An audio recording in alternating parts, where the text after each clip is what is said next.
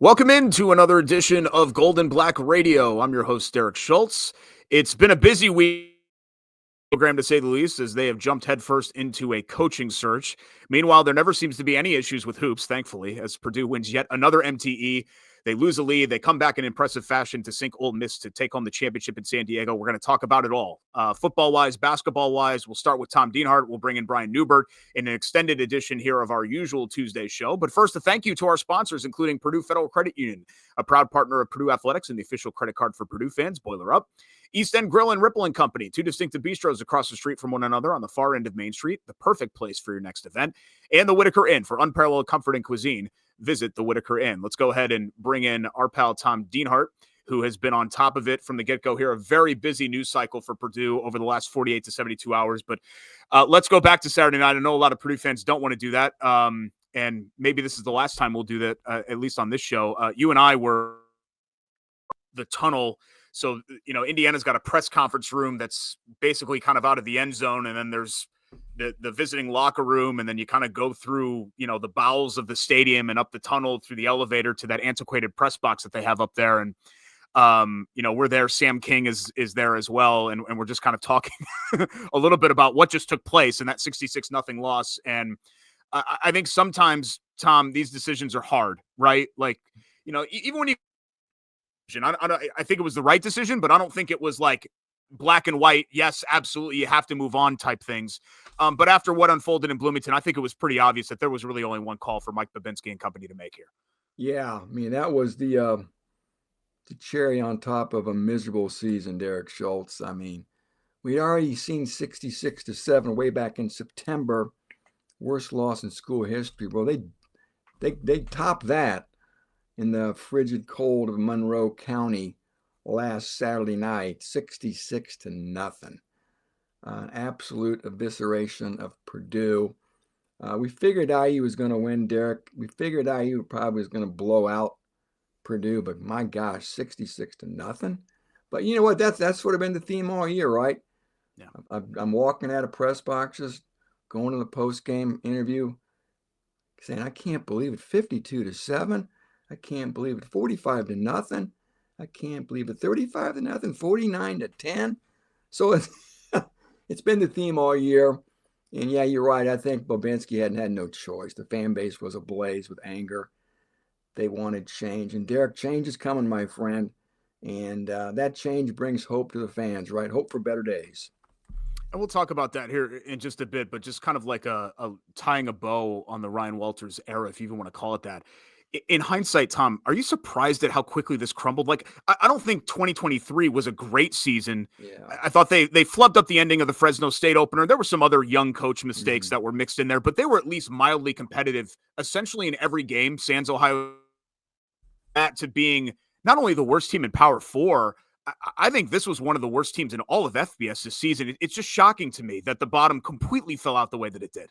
Yeah, it without a doubt, one of the maybe the worst Power 4 team. And like you said, one of the worst, just I guess FBS overall. But we'll leave others to debate that. Yeah, where did the floor drop out, Derek? I think one of the issues this last year was just swinging and missing on so many portal guys. You want portal guys to come in and have an instant impact. And the so-called experts, even last offseason, rated that portal class that came in pretty highly, and really didn't get anything largely productive from anybody. Kendrick Breedlove was solid in the secondary. A couple of guys started on the offensive line, but they were just okay. Long snapper. The best guy may have been the punter. And then Reggie Love was solid at running back. But again, just not much from any of those guys. I think that really hurt them a lot. You can talk about the schedule. We have to talk about the schedule. Fans may get tired and say, that's an excuse. But let's be honest, Derek. The schedule was brutal. Purdue really fell flat when they went against their peer programs, Derek. Oregon State, Northwestern, Michigan State in particular. Those type of ball games, you're the more peer schools. Even Nebraska, that was a winnable game too. They weren't able to really deliver in those ball games. So while the blowouts to the elite teams were very disappointing, I think obviously the inability to even succeed against your peer programs really was the undoing of this team as well. Mike Babinski spoke to the media yesterday. He didn't really pare down his coaching search criteria, but is it fair to expect them to go with somebody who has head coaching experience? And as much as Purdue fans might not like to hear it, is the Curt Cignetti, is that the new model where not only do you hire somebody who's experienced, but that person's going to bring most of the staff and most of their roster along with them, which is exactly what happened with all the JMU guys who hit gangbusters as far as you talk about the transfer portal hit rate for Purdue compared to Indiana. It was like the two opposite ends of the spectrum. Yeah, you're right. Indiana really got a lot of their guys. Their guys they brought, a lot of those guys were seniors. A lot of the guys Purdue brought in were guys they were still going to try to develop, Derek. They had multiple years of eligibility, and that's all fine and dandy. But when you got to win now, you need portal guys who are going to contribute right now, contribute in a big way. And IU's guys were much more capable of doing that. Obviously, they were seniors, fifth-year guys, sometimes sixth-year guys, sometimes seventh-year guys. So you're right. That's a nice template they have in Bloomington that they laid. Yeah, Mike Babinski said he wants to have a coach in 7 to 10 days. I think we should hear something by Monday at the latest. And got to be a proven head coach, like you said. With that, I think that's a non-negotiable. He didn't think it mattered if you're an offensive or a defensive guy. They just need a good head coach. I still think they should lean offense. We'll see. A lot of interesting names out there. Derek, Tyson Helton of Western Kentucky, who almost got the job last time. Jason Candle out of the MAC. Chuck Martin out of the MAC. Toledo and Miami of Ohio, respectively. Even Tim Albin at Ohio University. I think it's a guy that could get some play. Not so sure about Charles Huff. Jeff Monk on an Army. And, maybe Mark Stoops at Kentucky. So it's going to be interesting to see. They got a lot on their plate here, Derek, and they've got to get this right. Yeah, so they're not just going to go ahead and hire Ryan Day once he gets fired by Ohio State, Tom, in your opinion? Talk Andy Reid out leaving Kansas City. Yeah, right. I did see that somewhere the other day, and I had a good laugh about it because that would be a sight to see for sure. Where the program is right now, Tom, I'm being an optimist here, admittedly, but as quickly as things crumble, we've seen things get put back together, not only across college football, but I think we saw that the last time Purdue was in this spot following the Jeff Brom put it back together a lot quicker than anybody thought. And that was before the portal and before NIL and all that other stuff. I don't think anyone would argue that Purdue football is in a great place right now, but they're in one of the two conferences that everybody wants to be in. The fan support is there. Recruiting ground's pretty fertile. There are other things that are going to need to be addressed and boosted like NIL, but is there more hope right now than let's say those circumstances in late 2016 where the program sat almost 10 years ago? I think there is to a degree because of the new era of college football with the portal, how you can really alter your roster in just a year. We've seen other schools do that, obviously. And I think that gives you some hope for a maybe immediate flip. The key there, Derek, is Purdue going to have the money to do it. That's the real $10,000 question. Or maybe it should be a $10 million or $20 or $100 million question. Will that Purdue collective be robust enough to attract talent out of the portal, number one? And will it be robust enough to retain, Derek, I think 5 or 6 guys you really would like to retain on this roster? Max Clare, Dylan Thieneman, Will Helt, Devin Mockabee, guys of that ilk. So that's maybe the biggest question of all. And then you got to get the right coach, I think, as well, just to establish that culture. And I think that's really what helped Cignetti in a lot of ways with the players he bought from JMU. I know the 10 or 11 of them. Those guys were infiltrated in the locker room in the off season and the workouts. They knew what Cignetti was about. They knew his program. They would be able to educate and get guys up to speed with what the coach expected. And you can't be there all the time as the head coach, but he has his soldiers out there among the new troops. And that really helped, I think, get everybody up to speed in Bloomington too. This may be an odd question where their class is and where they are right now in the coaching search. Are they going to have like a signing day deal tomorrow, or what are you hearing is the plan there? Yeah, there's no signing day press conference tomorrow. Okay. I've confirmed that. How many guys are going to sign, Derek? I talked to some people that should know about that this morning. They got 7 commitments as we stand right now. They may only have 5 guys or so signed. So you can't worry about that right now. Wring your hands about losing recruits for having a small recruiting class here. You got to get the right coach first. And you don't want to hurry things along in that department just to try to preserve the signatures of a couple of a couple of recruits. So, yeah, it may be painful and ugly on Wednesday, but you have to live with it and think big picture. The portal is going to be more important for Purdue. And there's a second signing date too, Derek. Just because some of these guys don't sign on Wednesday doesn't mean they still can't sign later on. There's a second period in February too. So I know there's a lot of anxiety among fans, and there should be. There's so many unknowns. Nobody likes unknowns, but yeah, Wednesday I don't expect to be a real banner day when it comes to announcing recruiting classes for Purdue. Well, glass half full. Purdue football is a lot more topical right now than it's been for the last 8 weeks. Right? For all the wrong reasons, I guess. For all the wrong reasons, yeah. We'll keep up the days, but everybody at goldenblack.com, all the subscribers I know appreciate all the content and the coverage, and we will check in with you here shortly. Thank you, Derek Schultz. Thanks so much to Tom Dienhart for joining us. Wanted to, of course, remind you about some of the great sponsors that make Golden Black Radio possible, including Sand Valley Resort. Celebrate all that the wilderness provides this fall and winter at Sand Valley. Experience everything from curling and ice hockey to ice fishing and snowshoeing, and even the restorative benefits of a guided cold plunge in the frozen lakes. Start planning your next winter getaway by visiting sandvalleypursuits.com. Also, our friends at the Purdue Institute for Cancer Research doing very important work. The Purdue Institute for Cancer Research has a history of innovation and one goal for the future: defeat cancer. Purdue brings together a world-class Boilermakers scientists from all across the university, conducting cutting-edge research that uncovers new ways to prevent, diagnose, and treat cancer. With your support, cancer research saves lives. Join the fight and donate to the Purdue Institute for Cancer Research today. And don't forget to sign up to become a member for Tom's work and all of the best Purdue coverage here at goldenblack.com. You know, I would use that I'm talking too much as an excuse, but what I've done the last couple of days pales in comparison to Brian Neubert, who has been churning out content, not only of the written form at goldenblack.com, but also just doing all kinds of shows, the Saturday simulcast, the emergency pod on Sunday. I think you guys did another one last night as well. So I won't keep you too long here, Brian, but a lot happening right now in the Boilermaker world. Yeah, I think you probably have to go back to finding somebody who's got a little bit of head coaching experience, maybe somebody a little more experienced than the last guy you hired. Maybe go back to an offensive-minded coach. Oh, wait a minute. I'm sorry. You asked me how I was doing. It's just kind of Teddy. It's just kind of Teddy Ruxpin at this point. It's I don't know if you're old enough for Teddy Ruxpin. Oh yeah. Put the cassette tape in the back of Neubert and just cut that thing and get it going. Yeah. No, it's getting back from San Diego was kind of a debacle. And as soon as I woke up the following morning, Ryan Walters got fired. So all of a sudden it was full-blown content mode here. And ever since then, it's been nothing but talking and writing and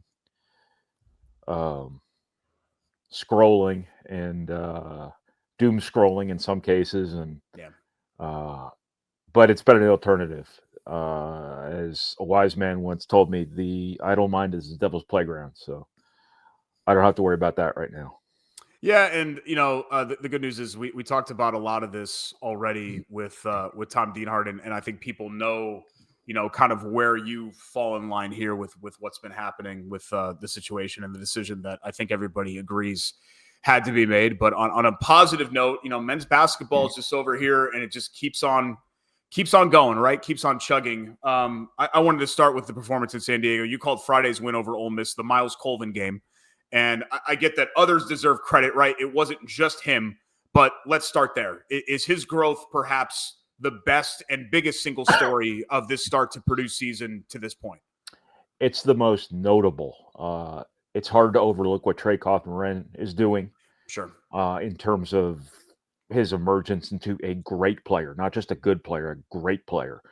So calling it the biggest thing might not necessarily be appropriate, but it's certainly the most notable, the most surprising, because I've been covering Miles Colvin since he was a junior in high school, and I didn't see this coming. I didn't see this in him. He's always been able to dunk. He's always been able to make threes. He's always been bigger and more athletic than all the guys he's playing against. But that never really translated. And I walk a fine line here because I have to be negative to be positive with him, because what he was before was a one-dimensional player. He was your classic mixtape, superficial kind of guy that maybe didn't have the winning qualities that you would want from a guy that athletic and that talented, especially at a program like Purdue. But what you've seen from him through this first month of the season, however long it's been, has just been shocking. The right kind of shocking. He is completely bought in defensively. He is trying really hard. He is applying himself defensively. He's rebounding like he's never rebounded in his life. I saw it in high school. A guy that big and that athletic easily could have averaged 10 rebounds a game, and it never happened. And I just think he has really bought into what it takes to win games at this level and not just look good at this level, not just be productive at this level. And I think that is a reflection of Purdue's culture. Colvin gets all the credit. I mean, he did this. He came to this moment in his basketball development, maybe on his own, perhaps coming off the bench to start the year, did it. Perhaps somebody said something to him. I don't know, but it's hard for players to do this. He came into Purdue as like the youngest freshman in the country, so he had a lot of maturing ahead of him when he got to Purdue, which isn't to say he was immature before, but the steps he's making as a player aren't easy steps to make for guys who've always been more talented than everyone else, and he has been more talented than everyone else. And I think you can throw Camden Heide in there too. He is what Purdue has been defined by thus far this season, to me, is its effort. This team is playing really hard and playing with great energy and great togetherness. And when your best athletes play the hardest and they play with energy, their athleticism matters way more than not. And I think you're seeing that in both Miles Colvin and Camden Heide. They are both turning into really, really winning players for Purdue. And that's where this team's upside lied coming into this season, is those two guys' development. You knew what you had in Braden Smith. You knew what you had in Fletcher Lawyer. You had a pretty good idea this was coming with Trey Kaufman-Renn, but it was those two guys moving up the ranks and into more responsibility. Their development was this team's upside as much as anything. And so far, it's been a grand slam. In events like what you just witnessed in San Diego, you're always taking a risk, right? You risk taking losses when you sign up for events like this and when you schedule the way that Matt Painter schedules. But I think the reward especially in the championship game, taking on Ole Miss, a really difficult team to play, right? Yeah. Is you get that 40-minute experience against a team that mirrors really like a regional semifinal or regional final. I mean, that was a Sweet 16 Elite 8 level type game of what you would see in March. How beneficial was, especially how that game played out, Brian, just the fact that, you have the big lead, you blow the lead, and then you throw the counterpunch, right? You make the plays down the stretch to win. And not just the fact that they won, because obviously it's great that they won, but I just think the benefit of just having that experience of going through the ups and downs of that game against an opponent of that caliber can really pay dividends, much more so than beating South Carolina Christian Tech State at home. Yeah. I think it bears mentioning that this event wasn't what Purdue's won in the past, the Hall of Fame tip-off where you beat North Carolina, Villanova. It wasn't PK 85 where you beat Duke and Gonzaga. It wasn't last season in Honolulu when you beat Marquette, Gonzaga, and Tennessee. But it was still a pretty decent event. And Ole Miss is a Chris Beard coach team with good athletes, a ton of experience. You had to fight like hell to score. You had to fight like hell when they started making shots like crazy. You went up 17. It looked like things were going to be easy. But then you're down 7 with 4 minutes to go. And I think those wins are way more significant than the games where you go up 17 and you end up winning by 18 and you never have to sweat it out, because games like this in November reverberate through December, January, February, into March, in last year's case, into April. When teams have that kind of shared experience where they have to, scratch and claw back, and they have to keep their poise, and they have to trust one another in really tight situations, I think those wins build chemistry, they build character, they build camaraderie, and that's all the stuff that wins in March. And I think you saw that not only last year, but the combination of last year and the year before, where everything Purdue had been through the year before really hardened them when it mattered most last year. And I think that there might come a time later in the season where Purdue has to win a game to win a Big Ten title, or they have to win a game to advance to a further weekend in the NCAA tournament, where you look back at games like Ole Miss and having to win that at the buzzer, and think, hey, that really mattered. Let's talk about some of the concerns, because it's never all, sugar plum fairies and gumdrop houses. It's a long season.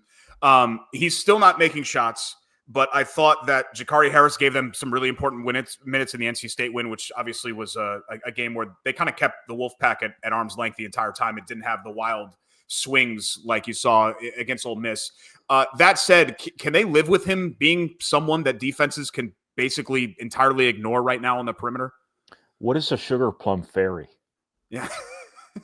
That's the one that I always say, like, the land of candy cane houses and sugar plum fairies and like Fantasy Island where everything is happy and good. That's what I always kind of default to. Like, it feels like Purdue's in a good place right now, but things are never all the way happy, perfect, sugar plum fairy good.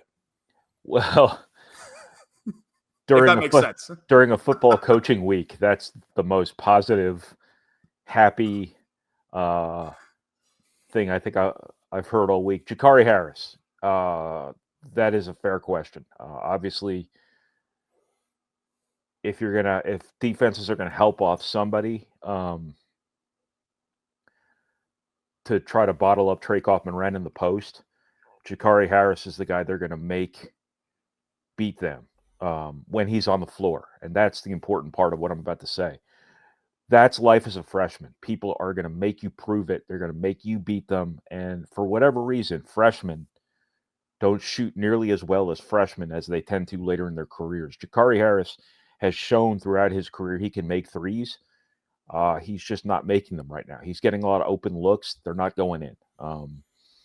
In time, maybe they go in, but the solution for Purdue is Miles Colvin, because those two guys are playing the same position. They're playing the same roles. They're guarding the same people.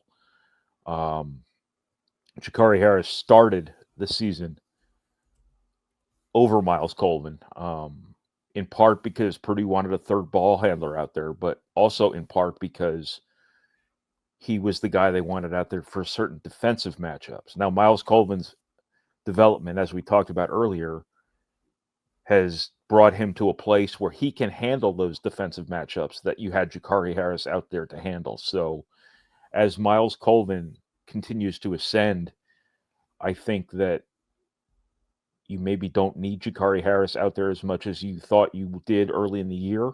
So when there's a situation when somebody's not guarding Jakari Harris and he's not making them pay, if it's bogging down your offense, the solution is you just keep Miles Colvin out there more. Maybe you move Jakari Harris more to a backup 2 spot, a backup 1 spot, something like that. But I think between the two of them, they kind of fill in each other's gaps. Jakari Harris is a better ball handler than Miles Colvin.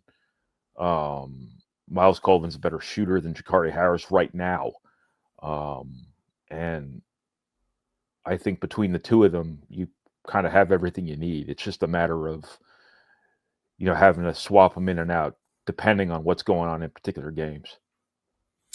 Last thing here, this week ahead, I remember when the schedule came out and, you looked at this weird December week. I'm still getting used to, even though what is this, like year 5 for this? It's been around for a while here where the Big Ten has this, let's open the season before the holidays and then stop and then get it going again coming up here in January. But these two games are Penn State and Maryland, who were not very highly thought of. I think Penn State was picked to finish second to last in the league. Maryland was somewhere in the middle, if I remember. But both are off to 7-1 starts. They're both KenPom top 40 teams for whatever that's worth. I don't think there's anything such thing as like must win or anything like that. But are you interested to see here? I think these will be 2 tests, right? Penn State on the road, which hasn't always necessarily felt like a road type atmosphere in past years. And then getting Maryland at Mackey Arena, who usually has athletes that can cause you some problems. Yeah, this is the game Purdue loses every year, it seems like. That first Big Ten road trip in December. They go to Rutgers, they get beat. They go to Northwestern last year, they get beat. And They always respond really well, for whatever that's worth. But you don't want to take the loss. You don't want to take the conference loss. These are games, theoretically, on paper, you should win. You're never going to get your marquee Big Ten games in December because TV won't allow it. They want that, later in the year, with really high stakes in those games. So you're always going to get your Minnesotas, your Marylands, your Penn States, your Northwesterns. All due respect to Northwestern, those are going to be Purdue's December games. Rutgers, years ago, before Rutgers had 2 top 5 draft picks on their team and weren't the TV product they are now. So these aren't necessarily the games that you get up for naturally after you're coming off the highs of Maui or Portland or even San Diego in Purdue's case. Purdue's pretty professional, though, and I don't think Purdue has ever taking these games lightly or anything like that. I think Big Ten plays a little bit different, and I think that's why the physicality of Rutgers on the road or Northwestern on the road, physicality / dirtiness of Northwestern, I think that's kind of been a little bit of a shock to the system for Purdue and playing a true road game. Now, Purdue's been on the road twice already this season, if you count the Creighton thing. So this isn't their first road game, for whatever that's worth. Not that a team with this much experience should need that experience every year, like it's something they've never done before. But this is always a challenge for Purdue, this first Big Ten road game. Maryland's come in here before in December and damn near beat Purdue when it had no business beating Purdue. They've had to survive a couple times. Maryland's got the talent to do it. Whether they're organized enough to do it, I have no idea. I haven't watched either of these teams play yet. I know Ace Bailey's going to be up for Braden Smith, which if Braden Smith catches word of that, Braden Smith's going to be up for Ace Bailey too. So I think Purdue's played pretty well here to start this year. And I think that, they've been pretty businesslike, and that starts with the upperclassmen, the guys who've been there before. And I wouldn't anticipate Purdue, not showing up for either of these games. I wouldn't expect anything less than their best, but it is weird having these 2 Big Ten games just isolated right before the holidays like this, and it can be a challenge when you're coming off some really tough games and it's cold outside, and they aren't the most exciting games in the world or the most visceral environments. And then you got to hop right back into the meat grinder, right? Because you got A&M after that in Indy, and then you maybe have the best team in the country, at least with how they played so far in Auburn. Coming up later on in the month, so it doesn't get any easier, that's for sure. So how we're going to cadence this now that football season is over, at least on field, and I know that we're all thankful for that. We're going to start doing just the Tuesday edition of Gold and Black Radio, and 95% of the time it's going to be Brian. We'll bring in Tom when there is football news to talk about as well, and this show is obviously both going to be Brian and Tom, but we appreciate it, buddy, as always, and we will catch up after the Big Ten season opens and have plenty to talk about again next week. Save that voice up, okay? At what point in the season do we stop talking about sugar plum fairies? This is probably just an isolated one-show thing. We'll probably just leave it there, yeah. All right. Thanks, Brian. Cool. Yep, no problem. That's Brian Neubert, and that's our show for this Tuesday. Thanks so much for joining us, and thank you to our great sponsors here that make Gold and Black Radio possible, including the Purdue Federal Credit Union, the official credit card for Purdue fans, East End Grill and Ripple and Company, 2 distinctive bistros across the street from one another on the far end of Main Street in Lafayette. The Whitaker Inn, this Midwestern oasis, perfect for a relaxing staycation or a weekend getaway. Escape from the ordinary at the Whitaker Inn. Sand Valley Resort, celebrate all that the wilderness provides this fall and winter at Sand Valley. Start planning your next winter getaway by visiting sandvalleypursuits.com. And the Purdue Institute for Cancer Research. They have a history of innovation and one goal for the future: defeat cancer. Join the fight and donate to the Purdue Institute for Cancer Research today. And don't forget to sign up to become a member for Brian, for Tom, for Carm, for Alan, for, me even, and all of the best Purdue coverage right here at goldandblack.com. We will see you next time here on Gold and Black Radio next Tuesday to recap the start of the Big Ten season for the Boilers and anything that happens in the transfer portal. And hell, who knows? Maybe we'll even have a new head football coach at the helm at Purdue. We'll talk about all of it as we always do right here on Gold and Black Radio. Thanks so much for joining us, and we'll see you next time.